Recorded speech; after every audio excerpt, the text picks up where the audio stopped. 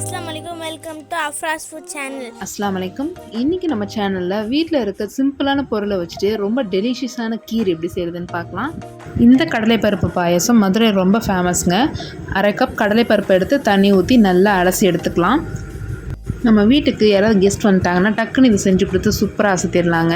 இப்போ நம்ம அலசி வச்சுருக்க கடலைப்பருப்பு எல்லாத்தையும் குக்கரில் ஆட் பண்ணிவிட்டு கொஞ்சமாக தண்ணி ஊற்றி ஸ்டவ் ஆன் பண்ணிவிட்டு இப்போ குக்கர் லிட்டை மூடிட்டு நல்லா ஒரு 4-5 விசில் நல்லா விட்டுடலாங்க. நல்லா பூ போல் மலரட்டும். ஸ்டவ் ஆஃப் பண்ணியாச்சு. ப்ரெஷர் இறங்கினதும் திறந்து பார்த்துடலாம். நல்லா சாஃப்டாக வந்திருக்கு பாருங்கள். நல்லா மஷியாக வந்திருக்கு. இப்போ இது எல்லாத்தையும் ஒரு மிக்ஸி ஜாரில் ஆட் பண்ணிவிட்டு நல்லா ஃபைன் பேஸ்ட்டாக நல்லா திக்கான ஃபைன் பேஸ்ட்டாக இந்த மாதிரி அரைச்சிடலாம். இப்போது ஸ்டவ் ஆன் பண்ணிவிட்டு நம்ம கடலைப்பருப்பை வேக வச்சு அதே குக்கர்லேயே நம்ம இந்த கடலைப்பருப்பு பாயசத்தை தாளிச்சிடலாங்க. 2 டேபிள் ஸ்பூன் நெய் ஆட் பண்ணிக்கலாம். நெய் உருகுனதும் பட்டை, கிராம்பு, ஏலக்காவை தூள் பண்ணி வச்சுருக்கேங்க. இது இந்த கீருக்கு வந்து நல்ல ஒரு ஃப்ளேவரை கொடுக்கும். அதை ஆட் பண்ணி நல்லா பொரிய விட்டுடலாம். ஒரு 10 போல் முந்திரி பருப்பை உடச்சி வச்சுருக்கேன். அதையும் ஆட் பண்ணிவிட்டு நல்லா கோல்டன் ப்ரௌன் வரவளுக்கு நல்லா வறுத்தெடுத்துடலாம். இப்போது நான் வெள்ளை பாகு கரைச்சி வச்சுருக்கேன். அது ஒரு 1/2 கப் ஆட் பண்ணிக்கிறேன். நீங்கள் வெறுமனே சர்க்கரையில் செய்கிறதுனால செய்யலாம். ஆனால் வெள்ளைப்பாகு ஆட் பண்ணி செய்கிறப்போ நல்லா அந்த அத்தன்டிக் டேஸ்ட் கிடைக்கும் நம்மளுக்கு. நம்ம இப்போ அரைச்சி வச்சுருக்க கடலைப்பருப்பை பேஸ்ட்டை இதில் ஃபுல்லாக ஆட் பண்ணிக்கலாம். இது நல்லா மிக்ஸ் பண்ணிவிட்டு ஒரு 1/4 ஸ்பூன் உப்பு ஆட் பண்ணிக்கலாங்க. இதில் நல்லா அந்த ஸ்வீட்னஸ் வந்து என்ஹான்ஸ் பண்ணி கொடுத்துரும்.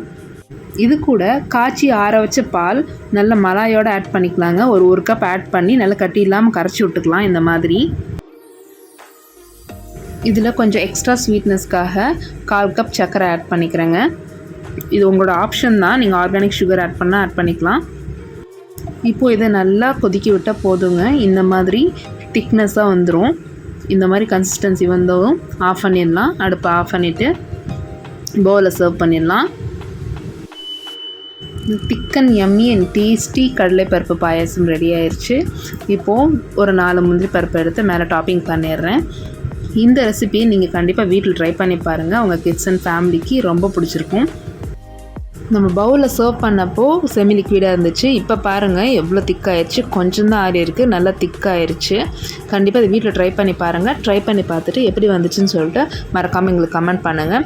இந்த வீடியோ உங்களுக்கு பிடிச்சிருந்துச்சுன்னா லைக் பண்ணுங்கள், ஷேர் பண்ணுங்கள். இது வரைக்கும் நீங்கள் அஃப்ராஸ் ஃபுட் சேனல் சப்ஸ்கிரைப் பண்ணாட்டி மறக்காமல் சப்ஸ்கிரைப் பண்ணிக்கோங்க. அப்படியே பக்கத்தில் இருக்க பெல் ஐக்கானையும் ப்ரெஸ் பண்ணிக்கோங்க.